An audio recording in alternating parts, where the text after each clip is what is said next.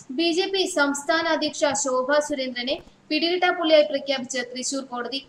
Paliyekkara toll പ്ലാസയ്ക്കെതിരെ 2012 നടത്തിയ സമരത്തിന്റെ പേരിലാണ് ശോഭയെയും പുതുക്കാട്ടെ ബി.ജെ.പി പ്രവർത്തകനായ അനീഷിനെയും പിടികിട്ടാപ്പുള്ളിയായി പ്രഖ്യാപിച്ചിരിക്കുന്നത്. തൃശൂർ അഡീഷണൽ ജില്ലാ കോടതിയാണ് ശോഭ സുരേന്ദ്രനെ പിടികിട്ടാപ്പുള്ളിയായി പ്രഖ്യാപിച്ചത്.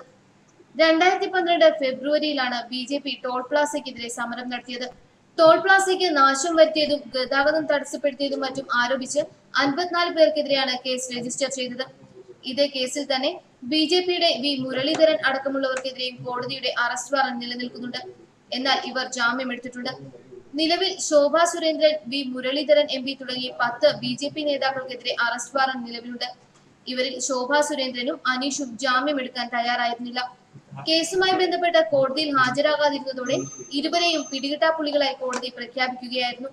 എന്നാൽ കേസും കോടതിയുമൊന്നും ശോഭ സുരേന്ദ്രൻ ആദ്യത്തെ സംഭവമല്ല.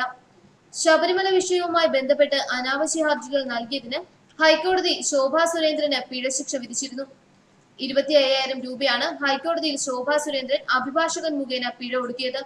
പിഴ അടയ്ക്കില്ലെന്നും സുപ്രീം കോടതിയെ സമീപിക്കുമെന്നും ശോഭ സുരേന്ദ്രൻ പറഞ്ഞിരുന്നു. ഈ നിലപാട് തിരുത്തിയാണ് ഹൈക്കോടതിയിൽ ശോഭ സുരേന്ദ്രൻ പിഴയൊടുക്കിയത്. യുവതി പ്രവേശന വിധിയെ തുടർന്നുള്ള സംഘർഷത്തിന്റെ പശ്ചാത്തലത്തിൽ ശബരിമലയിൽ സന്ദർശനം നടത്തിയ കേന്ദ്രമന്ത്രിയെയും ഹൈക്കോടതി ജഡ്ജിയെയും പോലീസ് അപമാനിച്ചുവെന്ന് കാട്ടിയുള്ള ശോഭ സുരേന്ദ്രൻ നൽകിയ ഹർജിയാണ് ഡിസംബർ 4-ന് ഹൈക്കോടതി തള്ളിയത്. അനാവശ്യ വാദങ്ങൾ ഉന്നയിക്കരുതെന്ന് നിർദ്ദേശിച്ച കോടതി ശോഭ സുരേന്ദ്രനിൽ നിന്ന് 25,000 രൂപ പിഴ ഈടാക്കാനും വിധിച്ചു. ഹർജി നിയമപരമായി എവിടെയും നിലനിൽക്കില്ല. ഹർജിക്കാരി എവിടെയും പരാതിയും നൽകിയിട്ടില്ല. കോടതിയെ പരീക്ഷണ വസ്തുവാക്കരുതെന്നും വികൃതമായ ആരോപണങ്ങളാണ് ശോഭ സുരേന്ദ്രൻ ഉന്നയിച്ചതെന്ന് വിമർശിച്ച കോടതി വില കുറഞ്ഞ പ്രശസ്തിക്കായി കോടതിയെ ഉപയോഗിക്കരുതെന്ന മുന്നറിയിപ്പും നൽകിയിരുന്നു.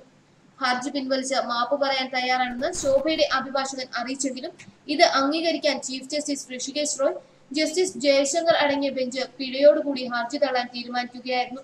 ന്യൂസ് ഡെസ്ക് മലയാളി വാർത്ത.